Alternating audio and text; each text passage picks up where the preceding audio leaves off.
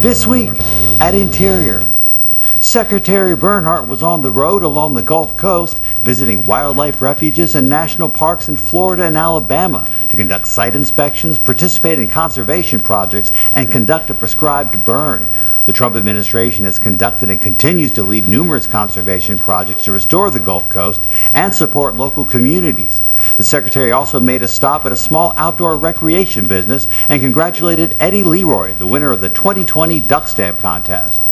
With the strong support of President Trump, the U.S. Senate this week overwhelmingly passed the Great American Outdoors Act, which would approve $9.5 billion over the next 5 years for the National Park Service to address its decades-old maintenance backlog. The act also calls for the permanent funding of the Land and Water Conservation Fund, which uses energy revenues for conservation projects and ensures outdoor access for millions of Americans. This historic legislation now moves to the House of Representatives.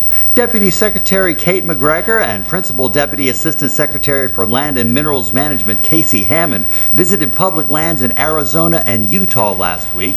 BLM has resumed its walk-in lottery for hiker permits at Coyote Buttes North, commonly known as the Wave. The BLM temporarily suspended the in-person lottery in March, but has worked closely with Kane County to develop an approach for restoring the in-person lottery while helping to protect public health and safety.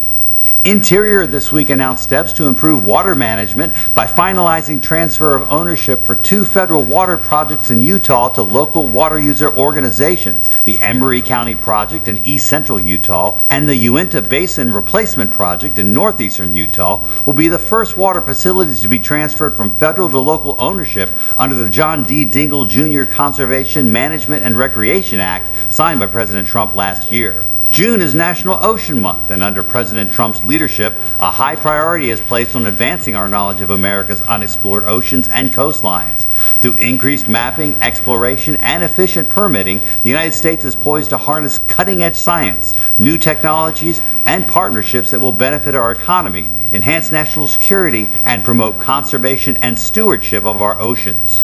The Bureau of Reclamation will begin using mussel-sniffing dogs this summer to inspect boats and help protect California's New Melones Lake from invasive aquatic species such as zebra mussels. Staff will also provide training to boat owners to conduct their own boat inspections and reduce the invasion of aquatic species that are negatively impacting many recreational areas across the country. Friday, June 19th marks Juneteenth, a day that celebrates the end of slavery in the United States. It was June 19, 1865, when the Civil War came to an end in Texas, and African Americans there got the word that they were finally free. In 1980, Juneteenth became an official holiday in Texas, and it's since been adopted by 47 states and the District of Columbia. And our social media picture of the week, things that make you go aw. 3 tiny mountain lion kittens recently discovered at Santa Monica Mountains National Recreation Area in California. They're thought to be the first cubs of the only adult male radio-collared mountain lion living there. The National Park Service has been studying how mountain lions survive in such a fragmented and urbanized landscape since 2002.